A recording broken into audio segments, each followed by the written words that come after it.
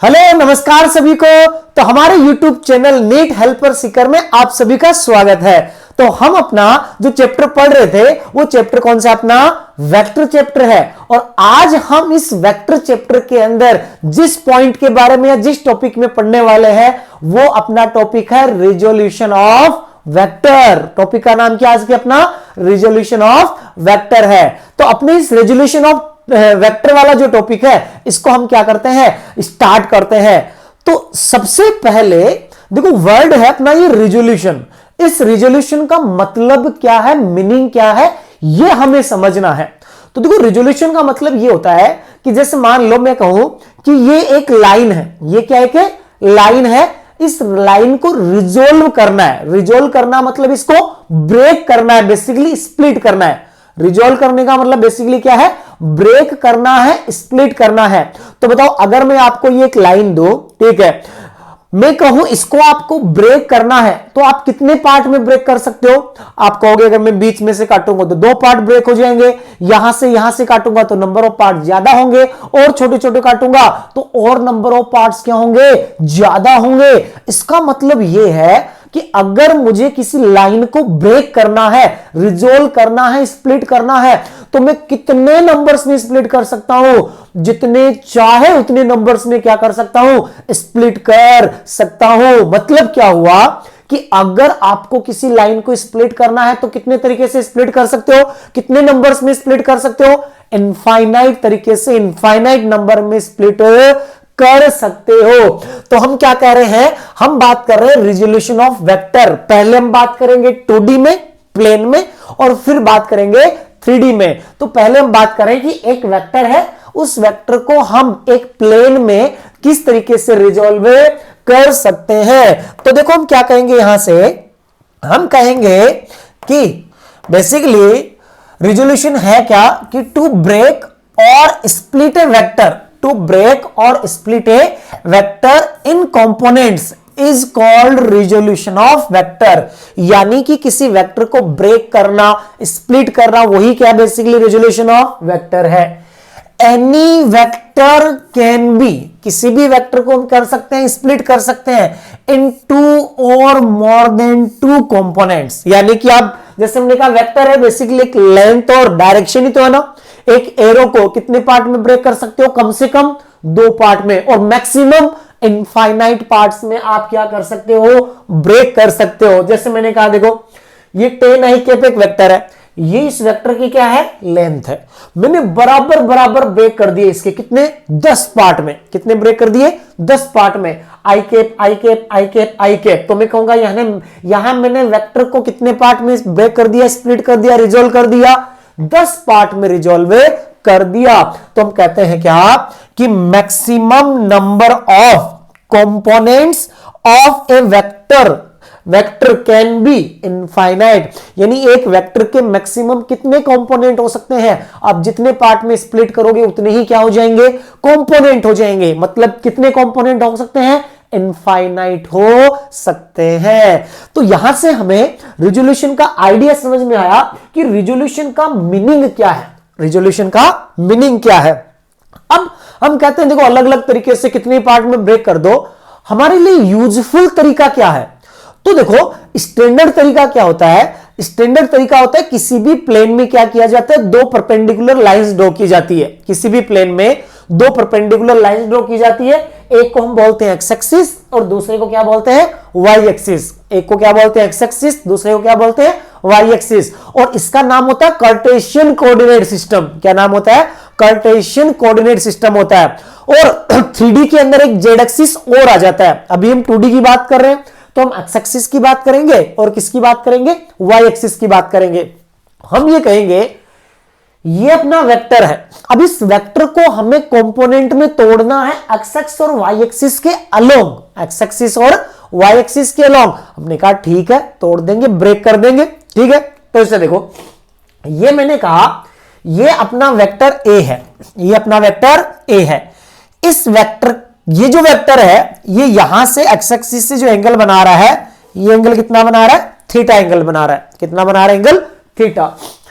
इस वेक्टर को रिजोल्व करना आपको एक तो एक्स के अलोंग और दूसरा करना है y के अलोंग। तो देखो रिजोल्व करने का मतलब यहां हो जाएगा ये वेक्टर ना, आप यहां से टॉर्च डालो, लाइट है, अगर वो लाइट आएगी तो इस वेक्टर का एक्स एक्स पे क्या शेडो बनेगा, एक्स एक्सिस पे क्या शेडो बनेगा, उस शेडो की जो लेंथ है वही कंपोनेंट हो जाएगा किसके लॉन्ग, एक्स के लॉन्ग। तो बताओ ये अगर मेरा वेक्टर है तो मैं यहां से लाइट डालता हूं तो इस पॉइंट का प्रोजेक्शन तो यही बनेगा एक्स एक्सिस पे, और इस पॉइंट का प्रोजेक्शन इसके जस्ट नीचे यहां बनेगा, तो इसका प्रोजेक्शन एक्स के लॉन्ग ये बना, तो इसको हमने नाम दे दिया ए एक्स। क्या नाम दे दिया, ए एक्स। ए क्या है, इस वेक्टर का मैग्नीट्यूड है, कितना एंगल बना रहा है एक्स एक्सिस से, थीटा बना रहा है, और एक्स के अलोंग इसका जो कंपोनेंट है वो क्या है, ए एक्स है। इसी तरीके से देखो अगर मैं y पे कंपोनेंट लूंगा इसका, तो मैं कहूंगा y पे प्रोजेक्शन डालूंगा तो ऐसे जाएगा, तो इसकी टिप यहां बनेगी और ये वाला बॉटम इसका यहां बनेगा,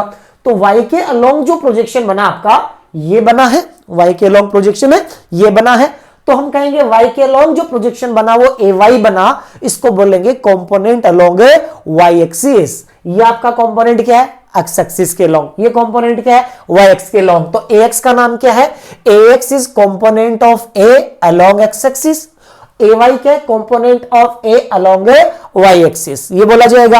अब ये बताओ अगर मैं कहता हूं ये लेंथ ए है, ये लेंथ कितना है ए, ठीक है, ये लेंथ कितना आपकी ए एक्स, तो ये जो ट्रायंगल दिख रहा है मुझे ओ पी और क्यू, कौन सा ट्रायंगल दिख रहा है, ये आपको ट्रायंगल दिख रहा है ओ पी और क्यू।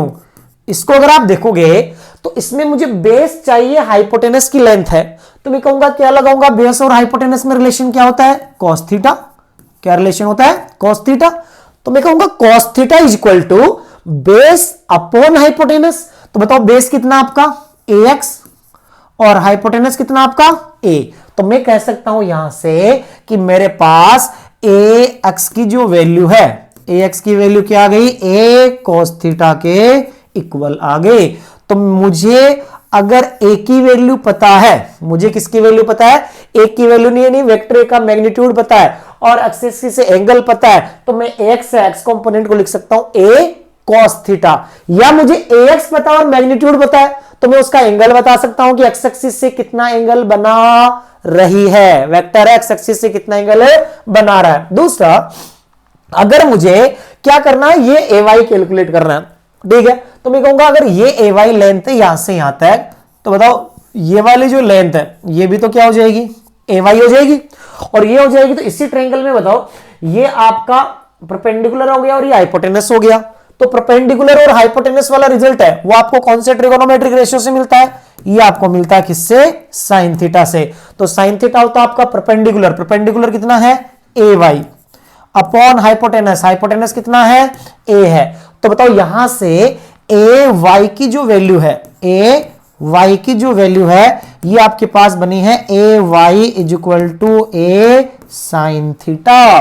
तो यहां से हमारे पास y कंपोनेंट क्या बना है, y कंपोनेंट बना है a sin थीटा। अब इसको हम क्या करेंगे, एज ए रिजल्ट याद रखेंगे, एज ए रिजल्ट याद रखेंगे। कैसे, आप अगर किसी वेक्टर का क्या कर रहे हो, किसी लाइन के अलोंग कंपोनेंट ले रहे हो, तो अगर कितने एंगल पे है वो लाइन, उससे थीटा एंगल पे है, तो उसका कंपोनेंट कितना आ जाता है, ए कोस थीटा। किसी वेक्टर का किसी लाइन के अलोंग कंपोनेंट ले रहे हो, किसी वेक्टर का किसी लाइन के अलोंग कंपोनेंट ले रहे हो, वो लाइन कितना एंगल बना रही है उस वेक्टर से, थीटा एंगल बना रही है, तो उस लाइन के अलोंग कंपोनेंट कितना बन जाता है, ए कोस थीटा। या इसको इससे याद रखो कि जब दो परपेंडिकुलर लाइंस के अलोंग कंपोनेंट लो, जो परपेंडिकुलर लाइंस के अलोंग कंपोनेंट लो, तो जिस एक्सिस से एंगल थीटा दे रखा है उसके अलोंग तो कंपोनेंट के साथ में क्या आ जाएगा आपका ए कॉस थीटा, और दूसरे वाला जो परपेंडिकुलर है वो क्या बन जाएगा, ए साइन थीटा। क्या बन जाएगा, ए साइन थीटा बन जाएगा।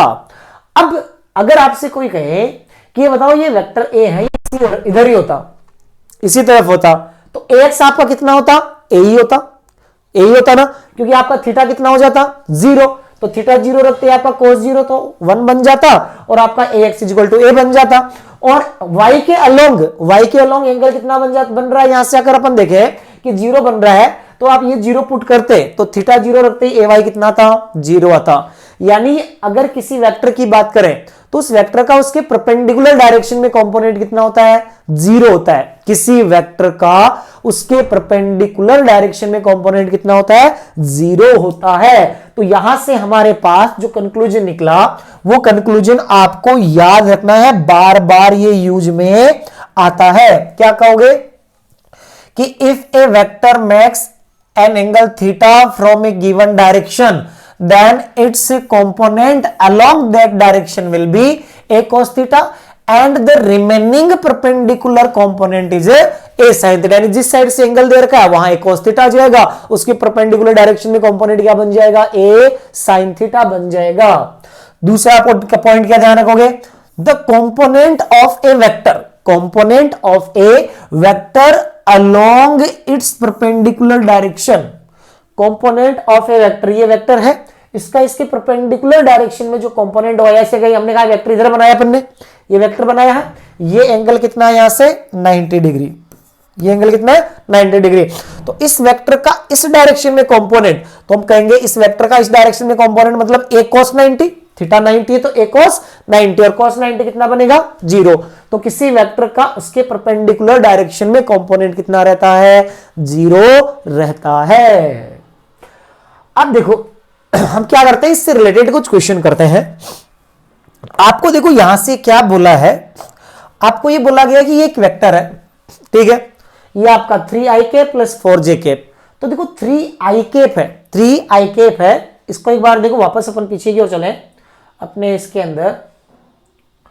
तो ये बताओ इस वेक्टर का x कंपोनेंट आपका a cos थीटा ax है और y कंपोनेंट कितना है? a sin theta. तो मैं अगर अब मेरे पास कंपोनेंट है, मेरे पास क्या है? कंपोनेंट है, तो मैं किसी वेक्टर को अगर लिखूंगा तो इस वेक्टर को मैं ऐसे लिख सकता हूं, वेक्टर की अक्ष के अलोंग लेंथ थी तो उसका अक्ष कंपोनेंट है, और अक्ष कंपोनेंट कितना काम ने? ax।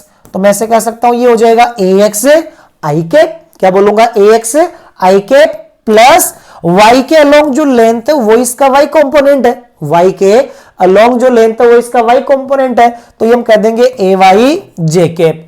तो हम कहेंगे यहां से देखो ये जो वेक्टर है, इस वेक्टर को मैं वेक्टर फॉर्म में लिख सकता हूं कि x कंपोनेंट का साथ i कैप आ जाएगा, y कंपोनेंट के साथ j कैप आ जाएगा। इस तरीके से अपना वेक्टर रिप्रेजेंटेशन ये बन जाता है। अब देखो इस क्वेश्चन में चलते हैं अपन। हम क्या कह रहे हैं कि ये जो अपना क्वेश्चन है, इस क्वेश्चन के अंदर आपको ये वेक्टर दे रखा है, तो बताओ वेक्टर के अंदर i के साथ क्या होता है? उसका x कंपोनेंट, j के साथ क्या होता है? उसका y कंपोनेंट, बाद में z आ जाएगा तो z के साथ उसका k कंपोनेंट हो जाएगा, k कैप के साथ उसका z कंपोनेंट हो जाएगा। अभी हम प्लेन में बात कर रहे हैं, तुमने कहा अपने पास सिर्फ xy है, तो क्या बोलेंगे यहां से? बताओ यहां से हम बोलेंगे कि i के साथ इसका कंपोनेंट कितना दे रखा है? 3, तो इसका मतलब ax की वैल्यू कितना हो गई? 3 हो गई। j के साथ कितना है? 4, तो बताओ आपका ay कितना हो गया? यहां से ay हो गया आपका 4 हो गया। ये आपके पास वेक्टर का मैग्नीट्यूड चाहिए, तो बताओ वेक्टर के मैग्नीट्यूड का तरीका सीधा सा है क्या? i के साथ वाले का स्क्वायर प्लस j के साथ वाले का स्क्वायर। अब बताओ 3 का स्क्वायर 9, 4 का स्क्वायर 16, 16 प्लस 9 25, 25 का रूट करोगे तो ये 5 आ जाएगा। फिर उसने बोला angle of vector A from X axis, x axis से आपको एंगल चाहिए, तो मैंने क्या कहा था आपको? ए अक्ष को लिखते हो आप क्या? a cos theta. ए अक्ष को क्या लिखते हो? a cos थीटा, ये लिखते हो ना। तो क्या यहां से थीटा नहीं बता सकते हो आप बोलोगे cos theta is equal to ax कितना है? 3 अपॉन a इसका मैग्नीट्यूड कितना है? 5। तो चलो ये बताओ cos थीटा 3/5 कब आता है? cos थीटा 3/5 आता है आपका कितने पे? 53 डिग्री पे। कितने पे आता है? 53 डिग्री पे। तो एक्स एक्सिस से एंगल 53 बना है, और एक्स एक्सिस और वाई एक्सिस दोनों एक दूसरे के क्या होती है? परपेंडिकुलर होती है। ये मैंने कहा एक्स एक्सिस है और ये मैंने कहा वाई एक्सिस है।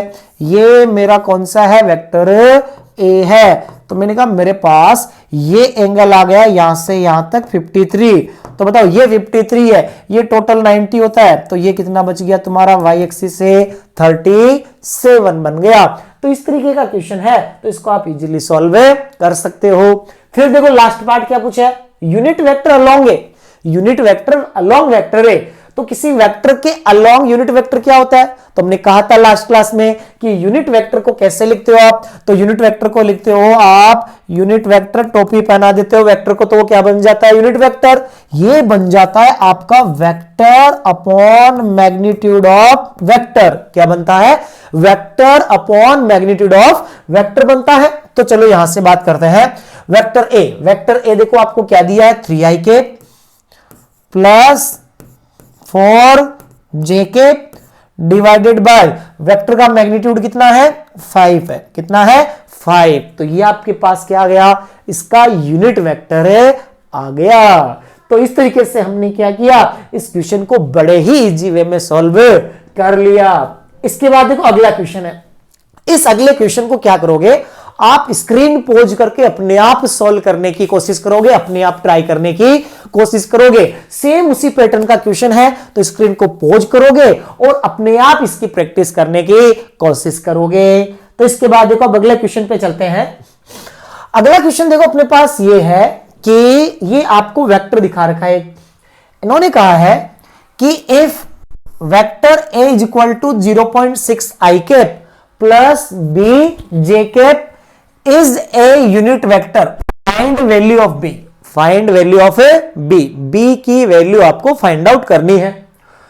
तुमने कहा यूनिट वेक्टर का मतलब, वापस लास्ट क्लास की चीजें थोड़ा रिलेट हो रही है। यूनिट वेक्टर का मतलब जब भी बोले यूनिट वेक्टर या जब भी कैप लगा आ जाए, ऐसे समझ लेना कि यूनिट वेक्टर है और यूनिट वेक्टर का मैग्नीट्यूड हमेशा, वेक्टर का यूनिट वेक्टर का मैग्नीट्यूड हमेशा 1 होता है, यूनिट होता है। तो क्या कहोगे यहां से कि magnitude of vector A is equal to कितना रहेगा? 1 रहेगा। और 1 रहेगा तो क्या मैं ऐसे कह सकता हूं क्या कि अंडर रूट ऑफ 0.6 का स्क्वायर प्लस बी का स्क्वायर, और यूनिट वेक्टर है तो ये बताओ किसके इक्वल आना है? 1 के इक्वल आना है। मैंने कहा बी की कैलकुलेशन ऐसे तो होगी नहीं, स्क्वायर कर देते हैं दोनों साइड। ठीक है, स्क्वायर कर दोगे दोनों साइड है, तो स्क्वायर करोगे तो देखो ये बनेगा आपके पास 0.6 का स्क्वायर 0.36 प्लस बी का स्क्वायर इज इक्वल टू 1 का स्क्वायर 1। तो यहां से B square is equal to 1 minus 0.36। अब बताओ 1 माइनस 0.36 कितना होता है? 0.64। 0.64 तो हमने कहा B square is equal to 0.64 और 0.64 का बताओ रूट करोगे तो ये हो जाएगा 0.8 बन जाएगा। इस तरीके से आपके पास ये जो वैल्यू है बी की अननोन वैल्यू है ये कितना आ जाएगी? 0.8 आ जाएगी। इसके बाद देखो अगले क्वेश्चन में चले। अब देखो वेक्टर का रिजोल्यूशन का असली जो एप्लीकेशन है ना वो आपके काम आएगा आगे, जैसे फिजिक्स स्टार्ट होती है एनएलएम में, जहां भी वेक्टर आएगा ना वहां हर जगह क्या होना है? रिजोल्यूशन काम में आना है, कंपोनेंट लेना काम में आना है। तो कंपोनेंट लेने के लिए सीधा सा तरीका है कि जब भी एक लाइन के अलोंग कंपोनेंट लेना आपको, तो अगर मान लो वो वेक्टर उस लाइन से थीटा एंगल बनाए तो उसके अलोंग कितना आ जाता है? a cos theta. लेकिन जब भी दो परपेंडिकुलर लाइंस के अलोंग कंपोनेंट लेना है तो जिस लाइन से एंगल दे रखा है उसके अलोंग a cos थीटा आ जाएगा और दूसरा क्या आ जाएगा? a sin थीटा आ जाएगा। ये पॉइंट आपको रिमेंबर रखना है, रट लेना है, याद कर लेना है। तो फिर देखो यहां पे अगले क्वेश्चन की बात करते हैं। इसमें हम क्या कहते हैं, क्या दे रखा है? इन्होंने बोला resolve the vector in component form. इन्होंने बोला वेक्टर को कंपोनेंट फॉर्म में रिजोल्व करो। ठीक है, हमने कहा ये वेक्टर है, इस वेक्टर की आपको लेंथ दे रखी है, ये लेंथ दे रखी है कितना? 10 न्यूटन। इन्होंने बोला इस लाइन और इस लाइन के अलोंग कंपोनेंट करो। हमने कहा चलो इस लाइन के अलोंग कंपोनेंट करें। तो इस लाइन के अलोंग कंपोनेंट करेंगे तो हम कहेंगे देखो वेक्टर कितना? 10, एंगल कितना इस लाइन से? 37। जिस तरफ से एंगल दे रखा है उसके साथ क्या आ जाता है? कोस आ जाता है। तो क्या कहेंगे यहां से? 10 cos 37, 10 cos 37। तो मुझे बताओ 10 cos 37 आपका कितना होता है? 4/5 होता है। तो यहां से 5 को कैंसिल आउट करोगे तो ये आपके पास कितना बन जाएगा? 8 न्यूटन बन जाएगा। तो आप कहोगे ये वाला जो कंपोनेंट है ना वो कितना आ गया है? 8 न्यूटन आ गया है। इसी तरीके से आप कहोगे ये वाला जो कंपोनेंट है, ये वाला, इसको मैं अगर सोल्व करूं तो परपेंडिकुलर लाइन है तो इसके साथ क्या आएगा? sin theta. तो इसके साथ साइन थीटा आएगा तो मैं कहूंगा वो वाला कंपोनेंट हो जाएगा आपका 10 साइन थीटा कितना 37 और साइन 37 कितना होता है 3/5 तो मैं कहूंगा ये बन जाएगा 10 इंटू साइन 37 3/5 तो 5 को कैंसिल आउट किया 2 आ गया 3 इंटू 2 ये कितना हो गया है 6 न्यूटन। तो आपने क्या किया इस 10 का इधर वाला जो कंपोनेंट है आपने कहा ये मिला है हमें 8 न्यूटन और 10 का इधर वाला जो कंपोनेंट है वो क्या मिला है 6 न्यूटन मिला है। चलो देखो एक और प्रैक्टिस करते हैं। देखो इधर देखो अब हम कहेंगे देखो इसमें देखें यहां पे तो यहां पे आपको दे रखा है F20 एंगल यहां से कितना है 30 तो एक कंपोनेंट तो तुम्हें इधर मिलेगा एक कंपोनेंट तुम्हें ये इधर मिलेगा ये मिलेगा दोनों परपेंडिकुलर कंपोनेंट। आप कहोगे इसका इधर वाला कंपोनेंट यहां से एंगल है तो हम कहेंगे कौन सा कंपोनेंट आएगा कॉस वाला तो हम कहेंगे ये वाला जो कंपोनेंट है ये बन जाएगा 20 into cos 30 degree as equal to आपका हो गया 20 कॉस 30 कितना होता है √3/2 तो बताओ 2 से ये कैंसिल आउट हुआ 10 बना तो आपके पास ये बन गया है 10 √3 न्यूटन कितना बन गया 10 है √3 न्यूटन। ये कितना बनेगा तो आप बोलोगे ये बनेगा 20 इंटू साइन 30 डिग्री साइन 30 होता है 1/2 तो आप कहोगे 20 इंटू 1/2 तो बताओ 20 इंटू 1/2 करोगे तो ये आपके पास कितना बना है 10 न्यूटन कितना बना है 10 न्यूटन। तो देखो बच्चों बहुत ही इजी सा काम होता है वेक्टर को कंपोनेंट में रिलेट करना या कंपोनेंट को क्या करना रिजोल्व करना दो परपेंडिकुलर लाइंस के अलोंग ठीक है। और मैक्सिमम जगह आपका ये 2D वाला रेजोल्यूशन है यही चलता है 3D तो बहुत ही कम या बहुत ही रेयर केस में यूज में आता है। मैक्सिमम 98% जगह पूरी फिजिक्स में देखोगे आप 11th 12th में तो कंपोनेंट वाला यही पैटर्न आपका यूज में आता है। चलो देखो आगे बात करते हैं। देखो इसके बाद में इन्होंने इसमें कहा कि find the resultant of given vectors. In given vectors का क्या बताना है रिजल्टेंट बताना है। क्या बताना है रिजल्टेंट ठीक है। हमने कहा चलो ठीक है बता देंगे। क्या करेंगे अब देखो यहां पे ये वेक्टर है ये है आपका 5 ये कितना है 4 ये 10 है। इसको हम एज्यूम कर लेते हैं एक्स एक्सिस ठीक है। जब भी वेक्टर 2 से ज्यादा आ जाए दो वेक्टर के लिए तो हमने क्या कहा था दो के लिए आपके पास फॉर्मूला है क्या √a² + b² + 2ab cos theta और डायरेक्शन वाला tan alpha = b sin theta upon a + b cos theta.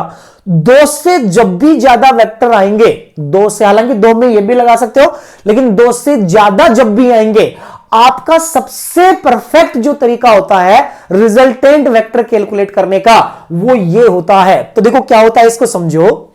ये आपका वेक्टर है ये वेक्टर कितना है 10 न्यूटन है कितना है 10 न्यूटन। चलो ठीक है आपका ये है 5 ये है 4 जो वेक्टर्स एक्स एक्सिस और वाई एक्सिस के अलोंग है तो उसको तो छेड़ना नहीं है। जो वेक्टर एक्स एक्सिस और वाई एक्सिस के अलोंग है उसको तो छेड़ना नहीं है उसको तो ऐसा का ऐसा ही रख देना है। बाकी जो नहीं है उसके क्या कर देने हैं कंपोनेंट्स कर देने हैं। क्या कर देने हैं कंपोनेंट्स करने हैं। तो ये बताओ 10 का इधर वाला जो कंपोनेंट है ये कंपोनेंट बन गया 10 का इस तरफ वाला बताओ क्या बनेगा ये तो आप कहोगे ये बनेगा 10 cos 37। अब आपसे पूछा गया बताओ वैल्यू कितना होती है cos 37 की तो आप कहोगे 4/5 होती है। तो आपने कहा देखो यहां से इसको सॉल्व करें तो इसको सॉल्व करने पर आपके पास बना है 10 इंटू cos 37 मतलब 4/5 4/5 सॉल्व करोगे आपका ये तो ये आपका 5 से कैंसिल आउट करोगे 2 बन जाएगा 4 इंटू 2 ये 8 आ जाएगा। यानी इस डायरेक्शन में इसका कंपोनेंट 8 आ गया।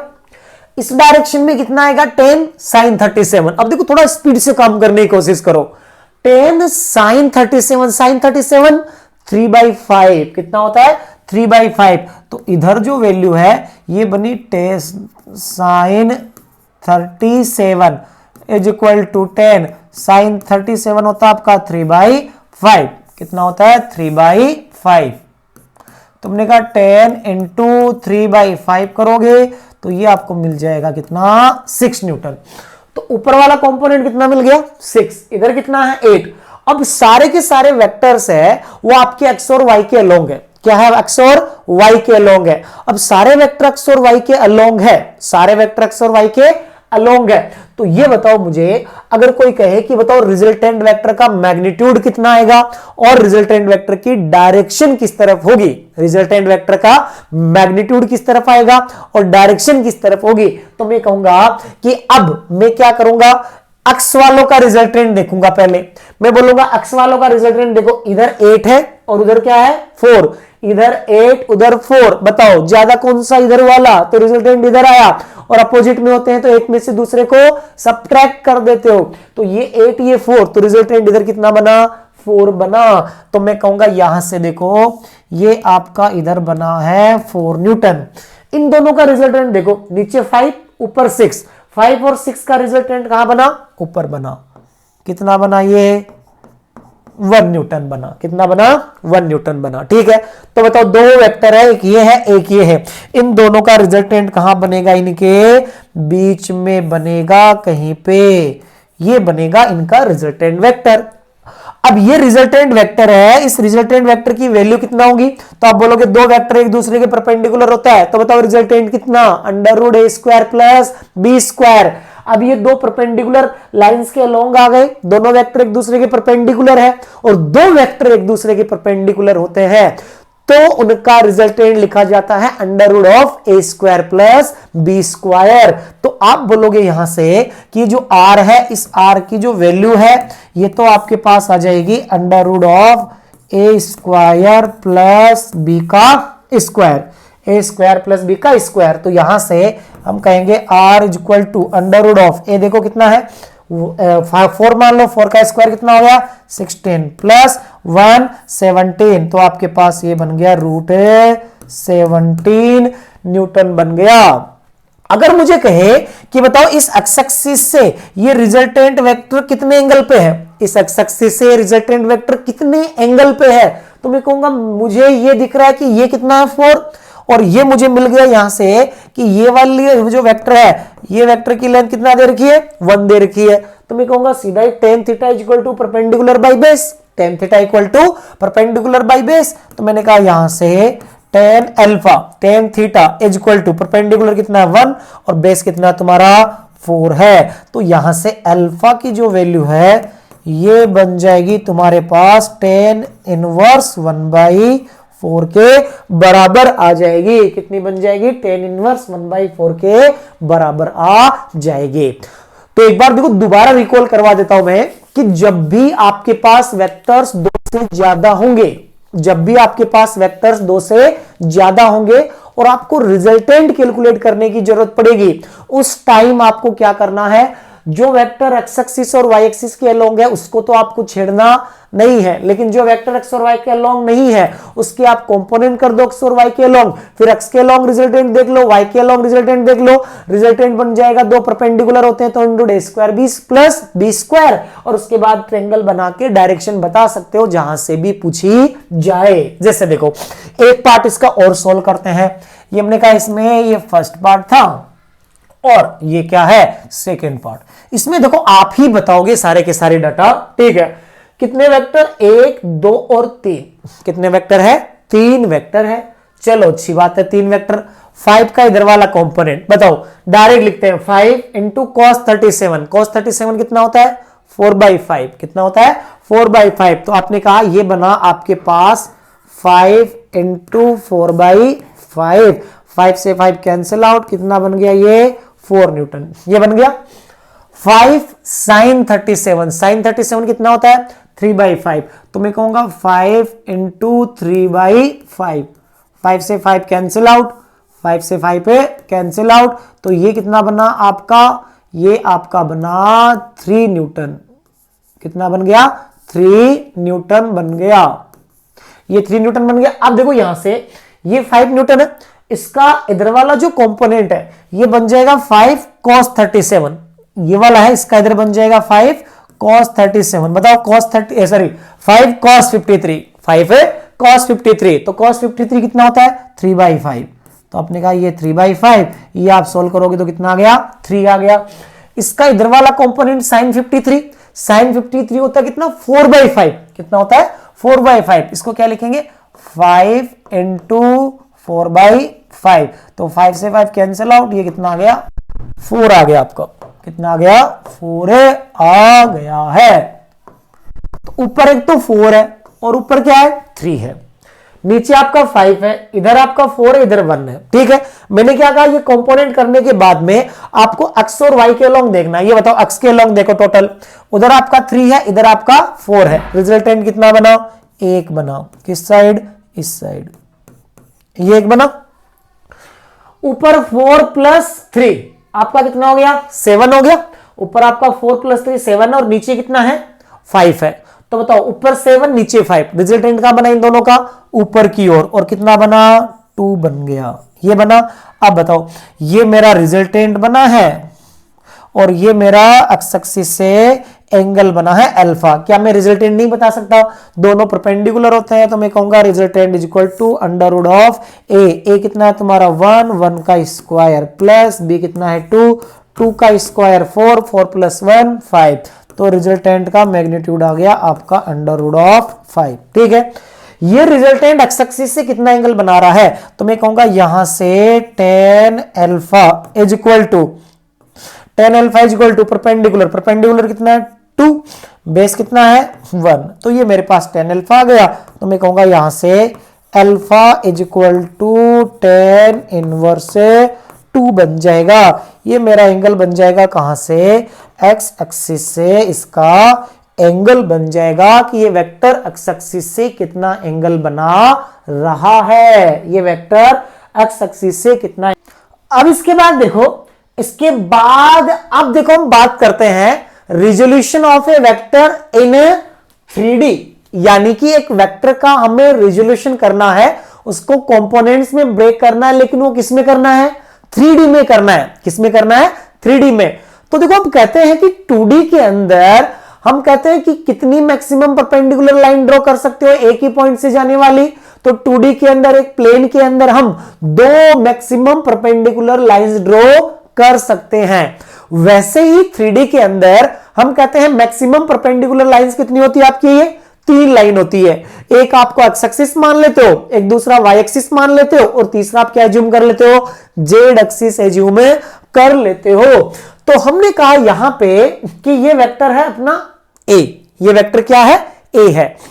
ये एक्स एक्सिस से एंगल बना रहा है अल्फा, वाई एक्सिस से एंगल बना रहा है बीटा, और जेड एक्सिस से एंगल कितना बना रहा है, गामा एंगल बना रहा है।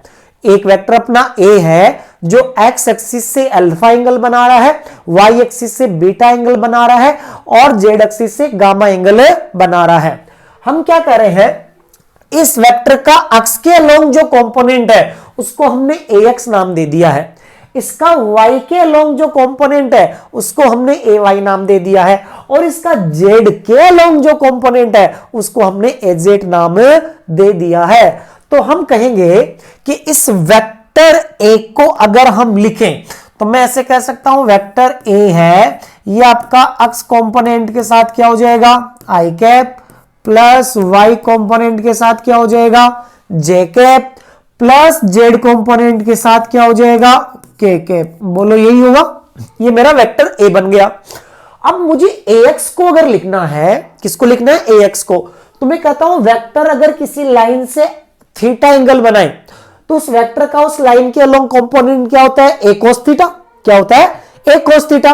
तो क्या मैं ऐसे कर सकता हूं, एक्स के अलोंग इस वेक्टर का एंगल अल्फा है, एक्स के अलोंग इस वेक्टर का एंगल कितना है, अल्फा। तो वेक्टर ए का एक्स के अलोंग कंपोनेंट बन जाएगा a cos अल्फा। क्या बन जाएगा, a cos अल्फा। तो मैं कहूंगा यहां से, मैं क्या कहूंगा, मैं कहूंगा यहां से हम लिख सकते हैं ax is equal to a cos alpha, ये लिखा जा सकता है। इसी तरीके से ए वाई है, वाई एक्सिस से कितना एंगल हमने एज्यूम किया है, बीटा। वाई एक्सिस से एंगल कितना बन रहा है, बीटा।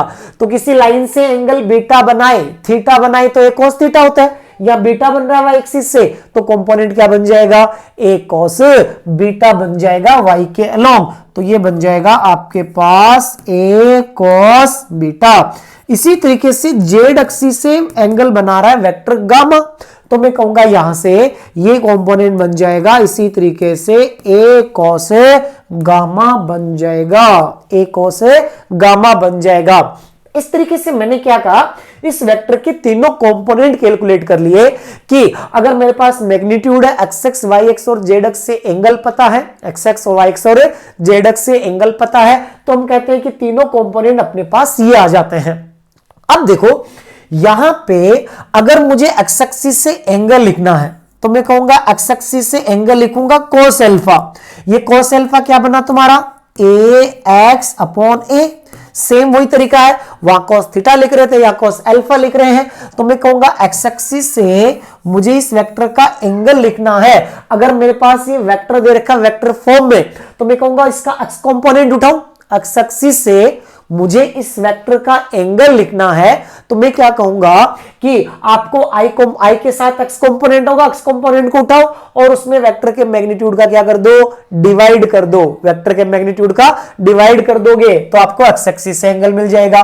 वाई एक्सिस से एंगल चाहिए, तुमने कहा यहां से देखो ये बना है आपके पास cos beta, cos beta is equal to A Y upon ए।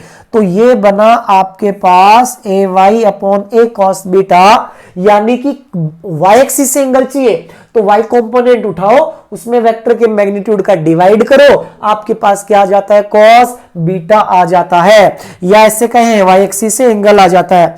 और ये आपका कॉस गामा इसी तरीके से बन जाता है। जेड एक्सिस से एंगल फाइंड आउट करना है तो ए जेड अपॉन एम। यहां पे ये जो आपके cos अल्फा, cos बीटा और cos गामा है, इनको बोला जाता है डायरेक्शन कोसाइंस। इनको क्या बोला जाता है, डायरेक्शन कोसाइंस। cos है इसलिए इसको बोल देते हैं डायरेक्शन कोसाइंस। यानी आपको ये बोले कि एक वेक्टर दे रखा है, इस वेक्टर के डायरेक्शन कोसाइंस बताइए, तो आपको क्या बताना है, cos अल्फा, cos बीटा और cos गामा की वैल्यू कैलकुलेट करके बतानी है। cos अल्फा, cos बीटा और cos गामा, इन तीनों को कंबाइनली क्या बोलते हैं हम, डायरेक्शन कोसाइंस बोलते हैं। अब यहां से एक पॉइंट हम यहां से डिराइव करते हैं, क्या, अगर मैं क्या कहूं कि एक इक्वेशन लिखूं, अगर मैं तीनों के डायरेक्शन कोसाइंस का स्क्वायर करके ऐड करूं, तो देखो cos square alpha plus cos square beta plus cos square gamma. तुमने कहा cos स्क्वायर गामा, मैंने क्या कहा था, cos अल्फा लिखना हो, एक्स कंपोनेंट में वेक्टर के मैग्नीट्यूड का डिवाइड कर दो, तो cos अल्फा का स्क्वायर करूंगा तो ये मेरे पास बन जाएगा एक्स कंपोनेंट का स्क्वायर अपॉन वेक्टर के मैग्नीट्यूड का स्क्वायर। इसी तरीके से cos बीटा लिखूंगा, तो मैंने कहा क्या कहा कि y कंपोनेंट को लिखो और उसमें वेक्टर के कंपोनेंट का डिवाइड कर दो, स्क्वायर होती है ay का square upon a square. cos gamma लिखूंगा तो मैं लिखूंगा ए जेड का स्क्वायर अपॉन ए का स्क्वायर, ये आ जाएगा। अब मुझे बताओ, अगर मैं देखूं यहां पे तो मैं एलसीएम लूंगा तो अपॉन में ए स्क्वायर बनाना ये, और ये ए स्क्वायर बना तो क्या ऐसे लिख सकते हैं, ये आपका ए का square is equal to A X square plus A Y square plus A Z का स्क्वायर। ये कुछ देखा देखा नजर आ रहा है, under of A X square plus A Y square plus A Z square होता है वेक्टर ए का मैग्नीट्यूड, और ये बना है आपका वेक्टर ए के मैग्नीट्यूड का स्क्वायर, मतलब ये बना है आपका ए स्क्वायर अपॉन ए स्क्वायर, मतलब कितना हो गया, 1 हो गया। यानी यहां से क्या मीनिंग निकला कि डायरेक्शन कोसाइंस होते हैं, डायरेक्शन कोसाइन आपके इनके स्क्वायर का सम, तो cos square alpha plus cos square beta plus cos square gamma, direction cosines के स्क्वायर का जो सम है वो हमेशा कितना बनता है, 1 बनता है। डायरेक्शंस कोसाइंस के स्क्वायर का सम कितना बनता है, 1 बनता है। तो एक पॉइंट ये रिमेंबर रखना है। दूसरा, इसको देखो अगर साइन में कन्वर्ट करें, किसमें करें, साइन में, तो आपको याद है sine square theta plus cos square theta होता है 1, sine square theta plus cos square theta equal to 1। तो मैं ऐसे कह सकता हूं कॉस स्क्वायर थीटा ये बन जाएगा 1 माइनस साइन स्क्वायर अल्फा है तो अल्फा आ जाएगा। यहां पर इसको क्या लिख सकते हो, 1 minus sine square beta plus 1 minus sine square gamma is equal to कितना हो गया, 1 हो गया। देखो 1 प्लस 1 प्लस 1 3 हो गया। मैं इस 3 को इधर ले लेता हूं, 1 को इधर ले आऊंगा, तो 3 माइनस 1 कितना हो गया, 2। और sign square alpha plus sine square beta plus sine square gamma वो किसके बराबर आ गया, 2 के बराबर आ गया। यानी एक कंक्लूजन और निकला, sine square alpha plus sine square beta plus sine square gamma is equal to कितना होता है, 2 होता है। तो अगर कोई वेक्टर है, फाइनल जो पॉइंट्स आपको ध्यान रखने हैं एक बार रिकॉल करवा देता हूं मैं आपको। 3D के अंदर कोई भी अगर वेक्टर होगा, उस वेक्टर में एक एक्स कंपोनेंट होगा, एक वाई होगा और एक जेड कंपोनेंट होगा। अगर आपको क्या करना है, एक्स एक्सिस से एंगल फाइंड आउट करना है, तो आपको कुछ नहीं करना, उसके एक्स कंपोनेंट में उसके मैग्नीट्यूड का डिवाइड कर देना है। कॉस बीटा बताना है तो ए वाई अपॉन ए बताना है, कॉस गामा बताना है तो जेड कंपोनेंट में वेक्टर के मैग्नीट्यूड का डिवाइड कर दोगे।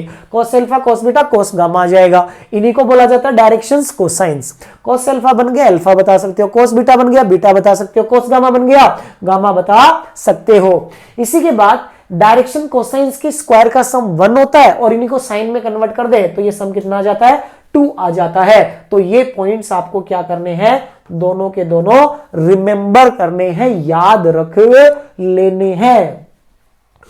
इसके बाद कुछ पॉइंट्स हैं जो आपको और ध्यान रखने हैं। क्या, एक पॉइंट क्या है कि a vector can be resolve into infinite number of component. जो हमने पहले भी बात की थी कि वेक्टर को इनफाइनाइट नंबर ऑफ कंपोनेंट में रिजॉल्व कर सकते हैं, कोई दिक्कत नहीं है। जैसे हमने एग्जांपल लिया था 10 आई कैप है, 10 पार्ट में ब्रेक कर दिया, i/2 में करोगे तो 20 पार्ट में ब्रेक हो जाएगा। ये आप सभी को पहले से क्लियर है। दूसरा पॉइंट देखो क्या है, मैक्सिमम। ये पॉइंट देखो याद रखने वाला इंपॉर्टेंट पॉइंट है, maximum number of rectangular components. Rectangular component मतलब परपेंडिकुलर कंपोनेंट्स।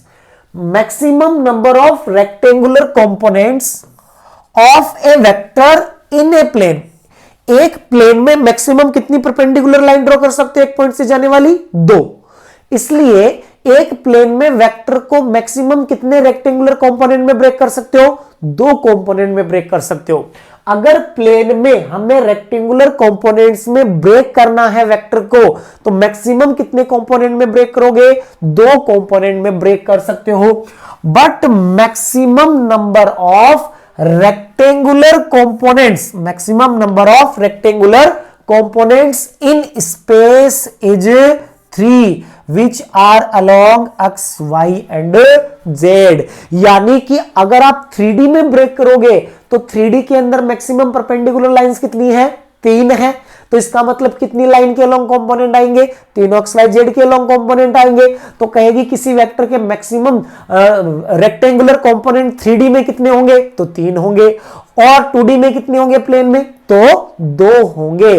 और ऐसे बोले कि वेक्टर को रिजोल्व कितने कंपोनेंट में कर सकते हैं, तो हम कहेंगे इनफाइनाइट कंपोनेंट्स में उसको रिजोल्व किया जा सकता है। इसी तरीके से देखो आगे वाला पॉइंट है कि a vector is independent of, a vector is independent of orientation of axis.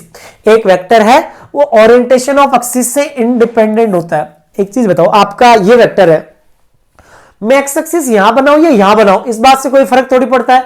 यहां एक्सिस बनाऊंगा तो यहां वाई एक्सिस आ जाएगा, यहां एक्सिस बनाऊंगा तो यहां वाई एक्सिस आ जाएगा। वेक्टर तो ये का ये ही रहेगा, लेकिन ओरिएंटेशन चेंज करने से एक्सिस का एंगल चेंज हो जाता है वेक्टर के साथ, और एंगल चेंज हो जाता है तो कंपोनेंट्स की वैल्यू चेंज हो जाएगी, लेकिन ओवरऑल वेक्टर आपका वो का वही रहेगा। तो क्या कहेंगे, a vector is independent, a vector is independent of the orientation of axis, but components of the vector depend upon the orientation of axis. Vector के जो कंपोनेंट्स होते हैं ना वो ओरिएंटेशन पे डिपेंड करते हैं, वेक्टर खुद है वो ओरिएंटेशन पे डिपेंड नहीं करता। फिर कहते हैं हम क्या कि the components of a vector along it's perpendicular direction is always zero. जो भी हमने लास्ट पॉइंट भी पढ़ा था पिछले 2D वाले में भी कि किसी वेक्टर का उसके परपेंडिकुलर डायरेक्शन में कंपोनेंट कितना आता है, हमेशा जीरो आता है। कितना आता है? जीरो आता है। अब इसके बाद हम क्या करते हैं, कुछ क्वेश्चंस की प्रैक्टिस करते हैं। देखो जैसे देखो ये आपका सबसे फर्स्ट क्वेश्चन है।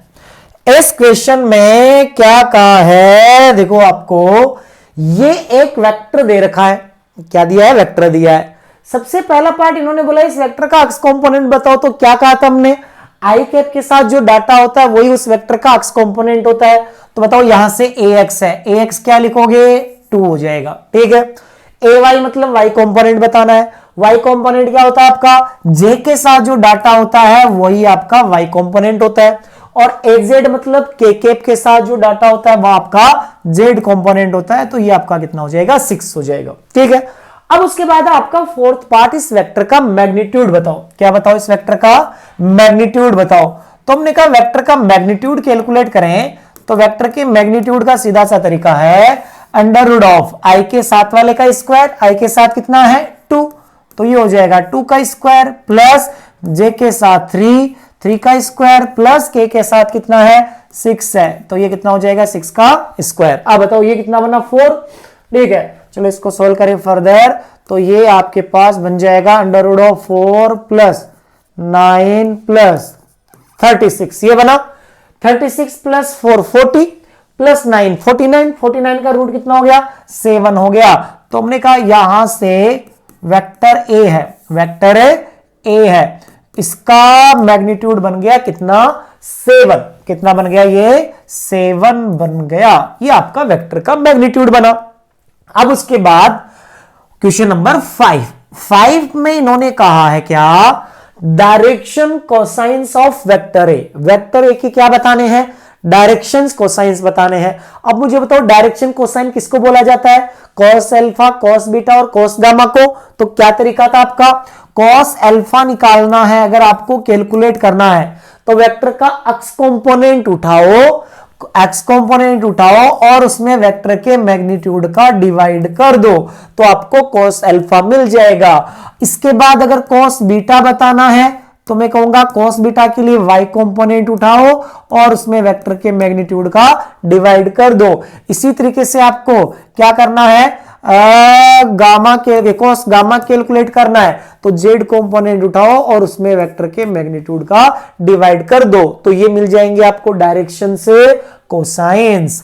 इसके बाद इन्होंने क्या कहा? Angle of A from X axis, Y axis and Z axis. जो वेक्टर ए है, वेक्टर ए है वो एक्स एक्स, वाई एक्स और जेड एक्स से कितना एंगल बना रहा है? तो एंगल देखो यहां से कोस अल्फा बना। तो अब यहां कोई वैल्यू तो है नहीं जो आपको याद है, याद होती तो आप वैल्यू बता देते।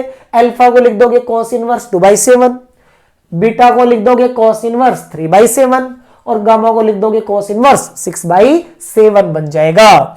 इसके बाद क्वेश्चन नंबर 7 की बात करते हैं। 7 पार्ट की बात करें, यूनिट वेक्टर अलोंग ए के अलोंग यूनिट वेक्टर। तो क्या कहा है हमने? ए के अलोंग यूनिट वेक्टर मतलब ए केप होता है आपका किसी वेक्टर का यूनिट वेक्टर बताना है तो उस वेक्टर में उसके मैग्नीट्यूड का क्या कर दो? डिवाइड कर दो। डिवाइड करोगे तो बताओ वेक्टर ए कितना आपका? 2i cap plus 3j cap plus 6k cap. ये वेक्टर है। इसमें इसके मैग्नीट्यूड का डिवाइड करेंगे। मैग्नीट्यूड कितना आ गया था आपका? 7। तो हमारे पास ये क्या बन गया? इस वेक्टर का यूनिट वेक्टर आ गया। इसके अलोंग क्या आ गई? डायरेक्शन आ गई। सेम ऐसा का ऐसा क्वेश्चन देखो ये है। ठीक है। A x A Y A Z बताने हैं, डायरेक्शंस कोसाइन बताने हैं। तो इस क्वेश्चन को क्या करोगे?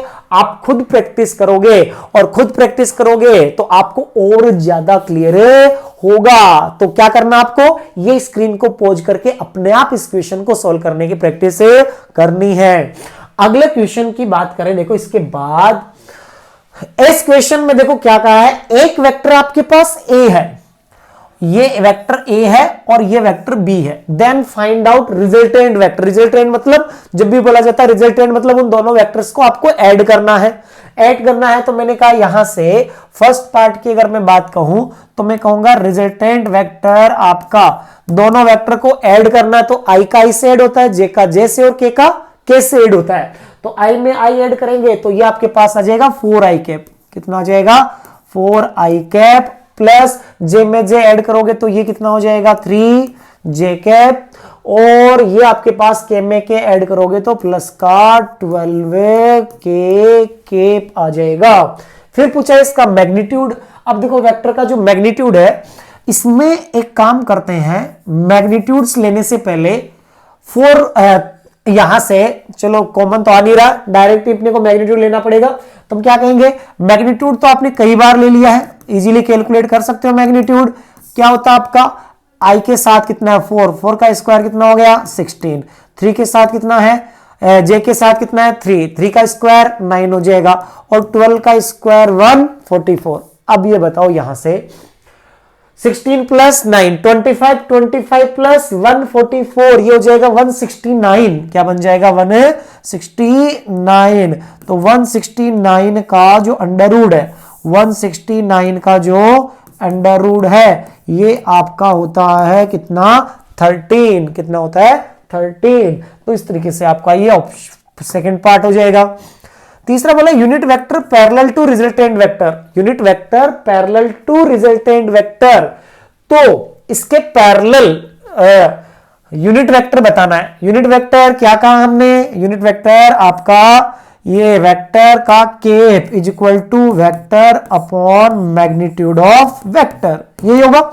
यूनिट वेक्टर जब भी बोले वेक्टर में उसके मैग्नीट्यूड का क्या कर दो डिवाइड कर दो। तो बताओ वेक्टर आपका कितना है ये रिजल्टेंट, ये वेक्टर आपका रिजल्टेंट है 4i cap plus 3j cap plus 12k cap, ये हमारा है रिजल्टेंट वेक्टर। अब बताओ मैग्नीट्यूड भी हमने कैलकुलेट किया है कितना है 13, ये हमारे पास आ गया और ये हमारे पास आ गया। तो इस तरीके से हमने कहा है कि हमारा ये थर्ड पार्ट कंप्लीट हुआ। फोर्थ पार्ट में बोला डायरेक्शन कोसाइंस ऑफ आर, मतलब डायरेक्शन कोसाइंस मतलब कॉस अल्फा कॉस बीटा और कॉस गामा। तो हमने कहा फोर्थ पार्ट है इसके अंदर कॉस अल्फा। बताओ जल्दी से बताओगे आप। अब तो आप लोगों को बहुत ही अच्छे से क्लियर हो गया है। कॉस अल्फा लिखने का मतलब अक्स कंपोनेंट में वेक्टर के मैग्नीट्यूड का डिवाइड कर दो। अक्स कंपोनेंट कितना है 4, वेक्टर का मैग्नीट्यूड कितना है 13। इसी तरीके से कॉस बीटा कितना हो गया आपका, कॉस बीटा हो गया आपका वाई कंपोनेंट बताओ कितना 3, वेक्टर का मैग्नीट्यूड कितना है 13 और कॉस गामा आपका हो गया वेक्टर का कंपोनेंट जेड वाला 12 अपॉन मैग्नीट्यूड 13। तो इस तरीके से हमारा ये प्यारा सा सवाल कंप्लीट होता है। अगले क्वेश्चन की बात करते हैं। देखो इस क्वेश्चन में क्या कहा है हमसे, इसमें कहा है इफ वेक्टर ए ये है वेक्टर बी ये है, find a vector C which is parallel to A. एक वेक्टर सी है which is parallel to A but has magnitude 3 times of B. कुछ समझे, इन्होंने कहा है कि ये ए के तो पैरेलल है और इसका मैग्नीट्यूड बी का 3 टाइम्स है। मतलब ये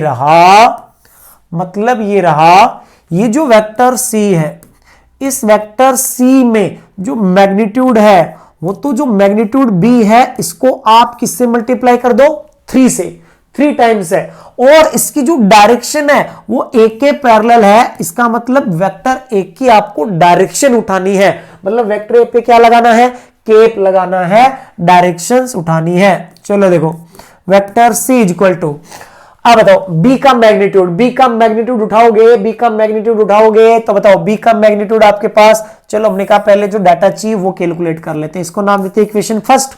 b का मैग्नीट्यूड उठाओ, b का मैग्नीट्यूड आपके पास बना है अंडर रूट ऑफ ये बताओ i के साथ कितना 1 तो 1 का स्क्वायर प्लस जे के साथ भी कितना है 1, 1 का स्क्वायर, और के साथ भी 1 है, 1 का स्क्वायर, मतलब ये बना √3, ये बना।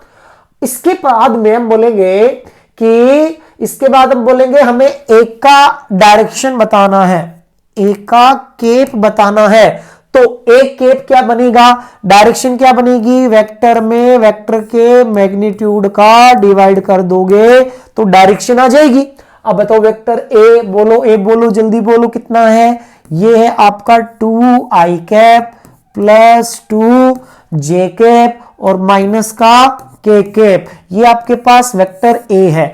अपॉन वेक्टर का जो मैग्नीट्यूड है, इसका मैग्नीट्यूड कैलकुलेट करोगे तो देखो ये आपका कितना बना, 2 का स्क्वायर 4 प्लस 2 का स्क्वायर 4 माइनस 1 का स्क्वायर 1, 4 4 8, 8 प्लस 1 9, 9 का रूट कितना हो गया 3 हो गया।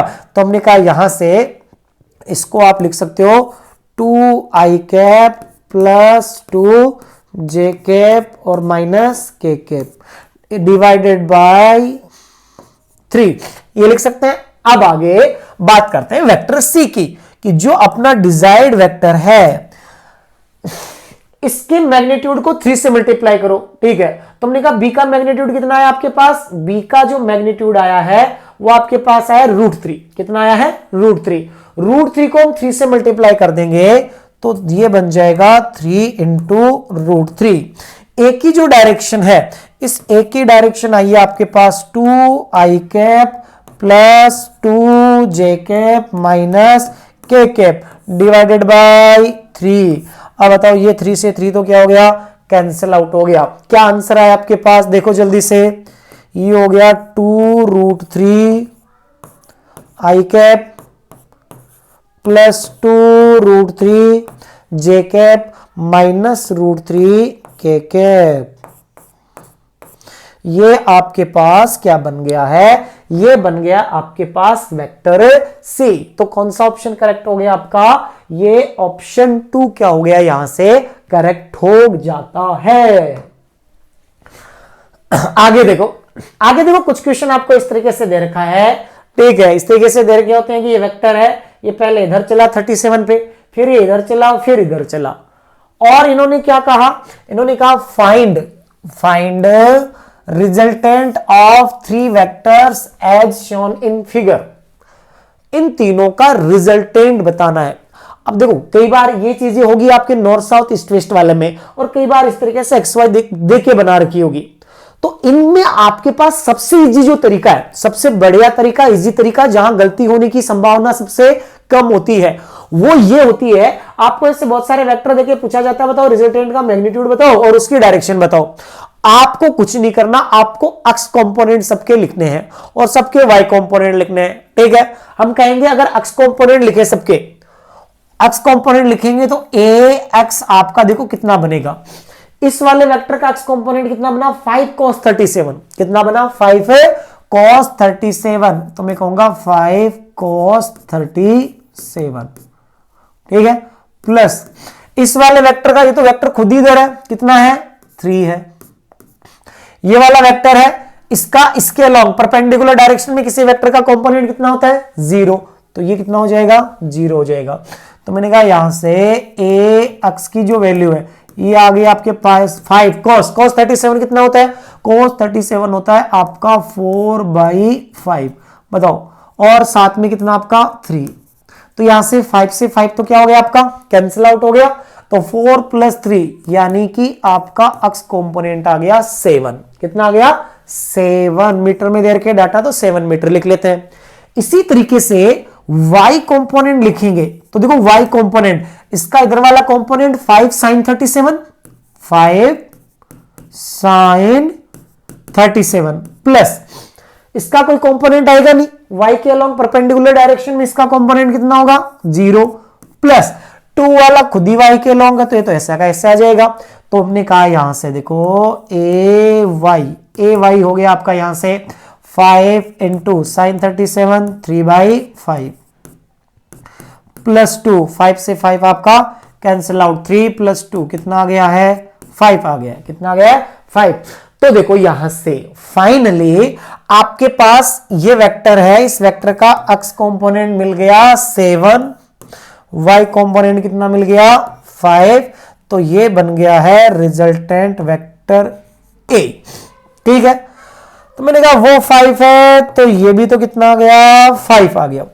मुझे अगर रिजल्टेंट वेक्टर का मैग्नीट्यूड बताना है तब तो मैं क्या कहूंगा, ये मेरा x कंपोनेंट, ये y कंपोनेंट, तो मैंने कहा a का जो मैग्नीट्यूड है क्या कहते हैं अपन, under of ax square plus ay square, x वाले का स्क्वायर प्लस y वाले का स्क्वायर। x वाला कंपोनेंट कितना 7, तो 7 वाले का स्क्वायर प्लस 5 का स्क्वायर, क्या बन जाएगा ये 5 का स्क्वायर। 7 का स्क्वायर कितना हो जाएगा 49, 5 का स्क्वायर कितना हो जाएगा आपके पास 25, तो ये बना है अंडर रूट ऑफ 49 प्लस 25, तो ले देके आपके पास अंडर रूट ऑफ 9 प्लस 5, ये हो गया आपके पास कितना 4, 4 प्लस 2 6, 6 1 7, अंडर रूट 47, मतलब 8 का स्क्वायर होता है 64, 9 का होता है 81, यानी 8 और 9 के बीच में होगा ना आंसर। 8 और 9 के बीच में मतलब आपका होगा ये 8.6 वाला, कौन सा होगा 8.6 वाला। तो ये तो आपके पास, हमने कहा हम क्या कैलकुलेशन करें, ऑप्शन से सीधा देख लेते हैं, तो 8.6 मीटर ये आ गया। डायरेक्शन की बात करोगे तो देखो एक्स एक्सिस से डायरेक्शन पूछिए सब में, तो ये एक्स एक्सिस से एंगल हमने कहा कितना मान लो अल्फा, कितना एज्यूम कर लो अल्फा, तो एक्स एक्सिस से एंगल अल्फा एज्यूम करोगे तो tan alpha, tan theta is equal to perpendicular, perpendicular कितना 5 अपॉन बेस कितना 7, तो आपका अल्फा हो जाएगा tan इनवर्स 5/7, अल्फा हो जाएगा tan इनवर्स 5/7।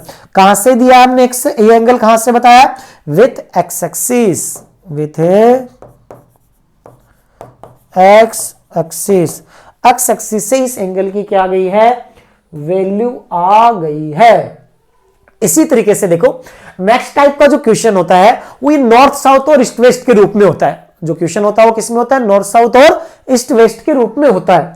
तो देखो नॉर्थ साउथ ईस्ट वेस्ट के रूप में होता है क्वेश्चन। देखो जैसे एग्जांपल ये लेते हैं अपन, इन्होंने कहा a man walks 30 meter toward north. एक मैन है जो नॉर्थ की ओर चलता है, कितना 30 मीटर।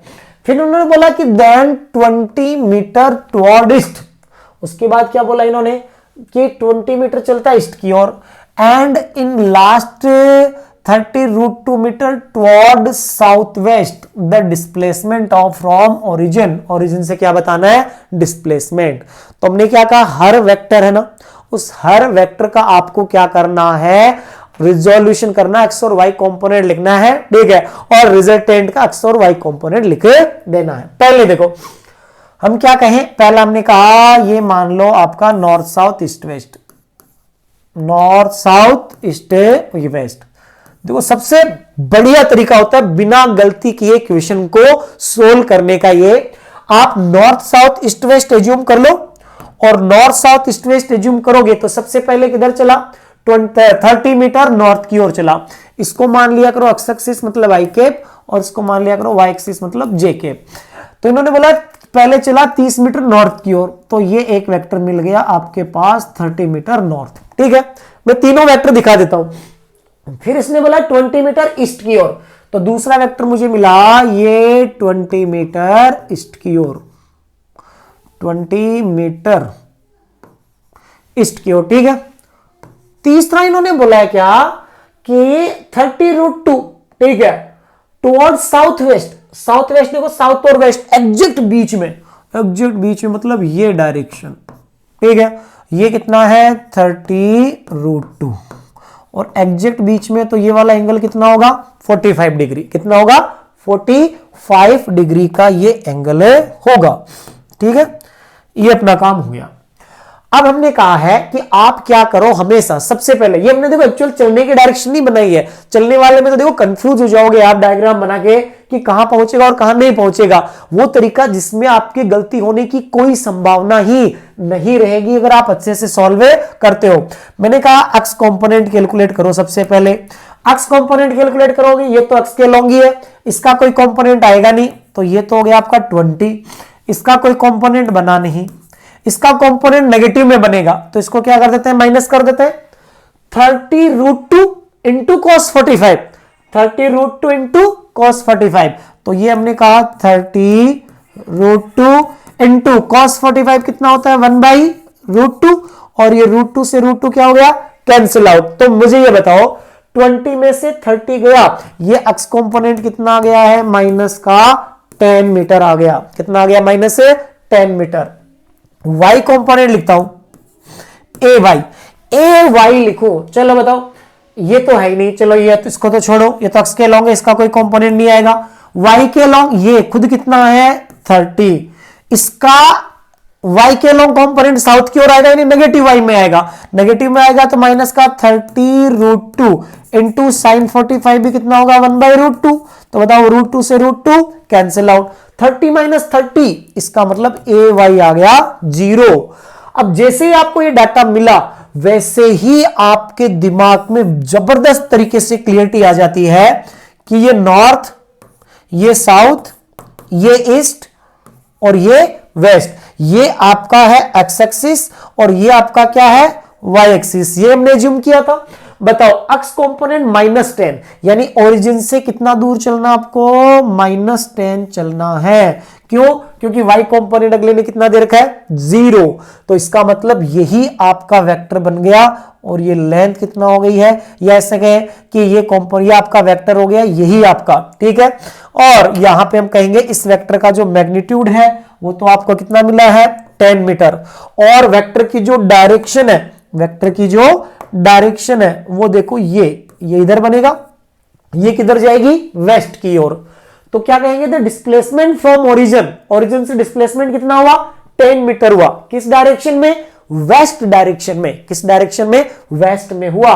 तो हम कहेंगे यहां से आपका आंसर यहां कौन सा बन जाएगा, फर्स्ट ऑप्शन आपका करेक्ट हो जाएगा। तो देखो बहुत ही हमने क्या किया, ऐसे तरीके से हम आपको क्वेश्चन सोल्व करवाएंगे जिसमें हम चाहेंगे कि आपसे गलती की संभावनाएं कम से कम हो, और हम जिस तरीके से सॉल्व करवा रहे हैं उस तरीके से आपको बहुत ही रेयर केस में किसी जगह पे इस तरीके से, इस प्रॉपर तरीके से स्टेप बाय स्टेप टॉपिक का जो ऐसे कहें कि अरेंजमेंट है वो आपको बहुत ही कम जगह पे मिलेगा। तो देखो आगे वाले क्वेश्चन पे बात करते हैं। अब नेक्स्ट क्वेश्चन की बात करें तो नेक्स्ट क्वेश्चन के अंदर देखो क्या कहा है। अपने नेक्स्ट क्वेश्चन में बोला गया है कि the resultant of vector A and vector B. अब तो दो वेक्टर ए और बी है, उनका रिजल्टेंट R1 बोला है। इसका मतलब मैं कहूंगा R1 vector is vector A plus vector B, ये कहेंगे। फिर बोला है on reversing the vector B, B को रिवर्स कर दे। किसी वेक्टर को रिवर्स करते क्या बनता है, जल्दी बोलो जल्दी बोलो, उस वेक्टर का नेगेटिव वेक्टर बन जाता है, मतलब -b।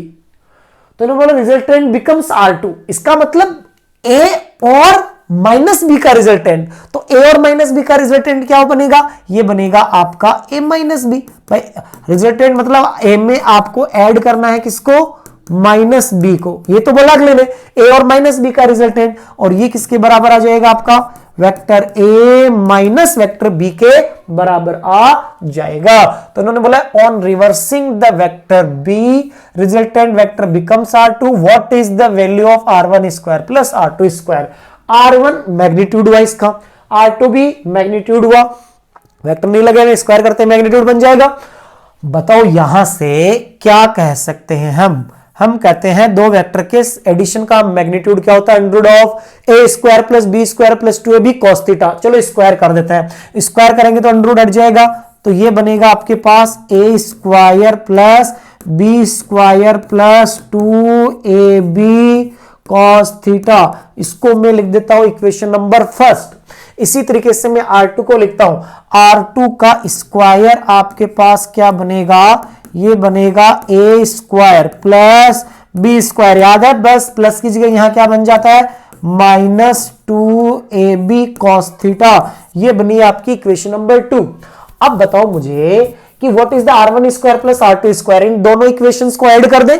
R1 square plus R2 square कब बनेगा, जब दोनों इक्वेशंस को क्या कर देंगे, ऐड कर देंगे। तो हमने कहा 1 + 2, दोनों इक्वेशंस को आप ऐड करोगे तो दोनों को ऐड करने पर आपके पास ये आएगा R1 स्क्वायर प्लस R2 का स्क्वायर। चलो बताओ, ये माइनस प्लस ये तो कैंसिल आउट हो जाएगा।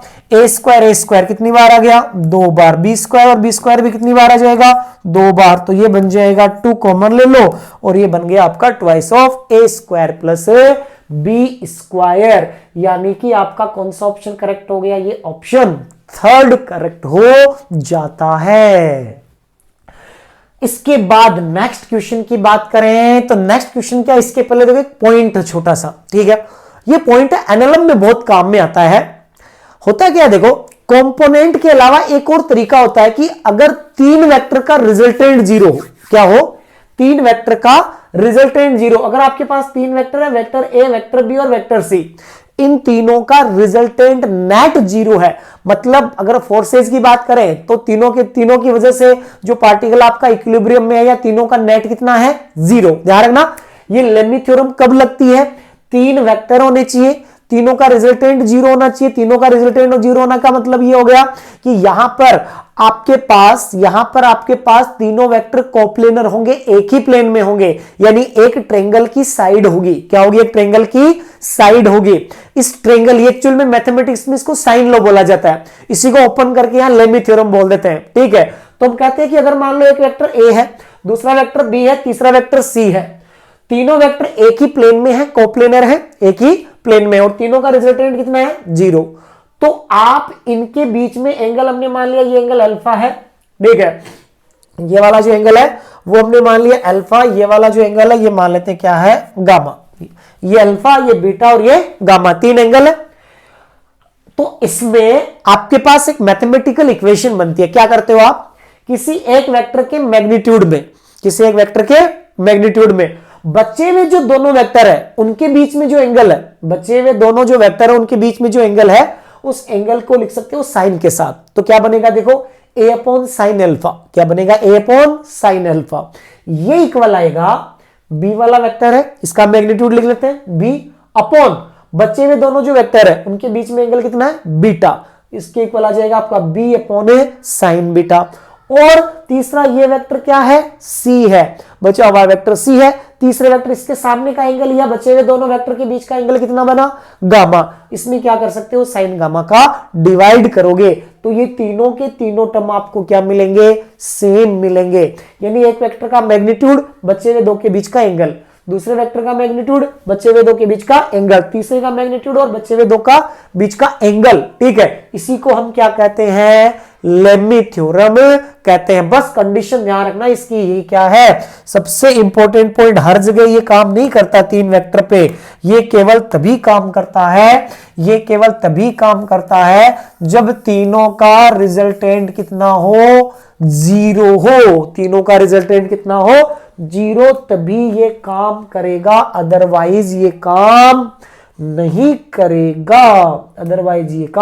नहीं करेगा। देखो इसके बाद इसी के बेस पे देखो क्वेश्चन सॉल्व करेंगे। इन्होंने कहा 3 forces P, Q and R acting at a point in plane. The angle between P and Q and R 150 degree, 120 degree are respectively. Then for equilibrium, यानी इक्विलिब्रियम बोल दिया मतलब तीनों का नेट कितना है? 0. Forces P, Q and R in the ratio, यानी इन forces का जो रेशियो है वो आपका क्या बनेगा? तो मैंने कहा 3 वेक्टर जब भी आपके इक्विलिब्रियम में हो, नेट 0 दे रखा हो, आप क्या करो? सबसे पहले तो डायग्राम बना लिया करो इसका। एक 3 वेक्टर है, एक वेक्टर P बना लो ऐसे, एक वेक्टर Q बना दो और एक वेक्टर क्या बना दो? R बना दो। ये 3 वेक्टर दे दिए अगले ने, हमने कहा तीनों के तीनों वेक्टर बना दिए।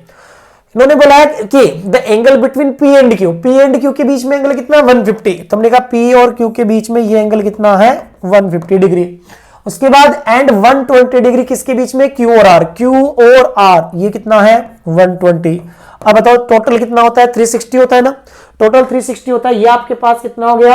200 प्लस 50 और 20, 270 हो गया, 270 डिग्री हो गया, ठीक है।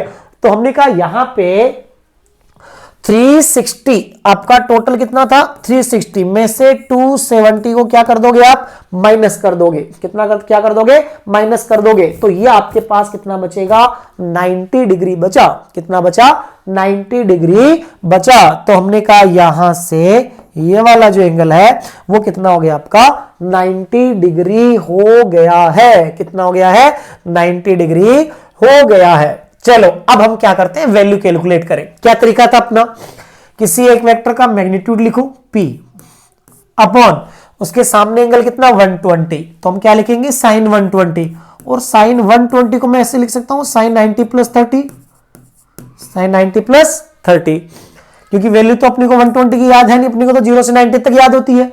फिर इसको क्या लिख देता हूं Q अपॉन क्यों, इसके सामने एंगल कितना 90, तो इसको लिख दूंगा sine 90 degree is equal to R upon ये आपके पास आ जाएगा साइन 150 को ऐसे लिख सकते हैं साइन 90 डिग्री प्लस 60 डिग्री, ऐसे लिखा जा सकता है। चलो बताओ, ये बना आपका P upon sine 90 plus 30 cos 30 is equal to Q upon sine 90 1 R upon sine 90 plus 60 cos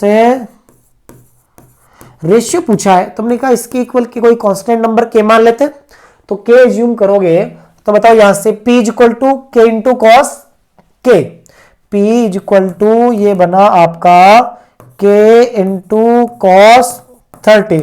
cos 30 कितना होता है, कॉस 30 होता है √3/2, तो आपने कहा के इंटू √3/2। उसके बाद Q की वैल्यू है Q upon 1 is equal to के रखोगे तो Q की वैल्यू तो किसके बराबर आ जाएगी के बराबर आ जाएगी। इसी के तरीके से R अपॉन cos 60, अब मुझे बताओ R अपॉन cos 60 कितना होता है 1/2 इज इक्वल टू के रख दोगे तो R की वैल्यू आपके पास आ जाती है कितना k/2। इनका क्या लेना है रेशियो बताना, क्या पूछा अगले ने इसका रेशियो। चलो रेशियो कैलकुलेट करें, P ratio Q ratio R। बताओ P कितना है अपने पास, P आया है √3/2 इंटू के, तो K इंटू √3/2, ये आपका K का K ही है। R कितना आया है k/2, K से K सब में हो जाएगा कैंसिल आउट, ठीक है। अब क्या करो अपॉन में 2 और 2 से मल्टीप्लाई कर दो, मल्टीप्लाई करोगे तो ये आपका √3 बन जाएगा, ये आपका 2 बन जाएगा और ये आपका कितना बन जाएगा 1 बन जाएगा। तो आपका आंसर हो जाएगा √3:2:1, ये आपका बन गया ऑप्शन है 4 बन गया। तो आज के लेक्चर में हमने क्या किया, वेक्टर के रिजोल्यूशन को बहुत ही जबरदस्त तरीके से हमने समझा। अब आपके सामने रिजोल्यूशन ऑफ वेक्टर्स का कोई भी क्वेश्चन आए, आप उसको बड़े ही आराम से और बड़े ही कॉन्फिडेंस के साथ टैकल कर सकते हो।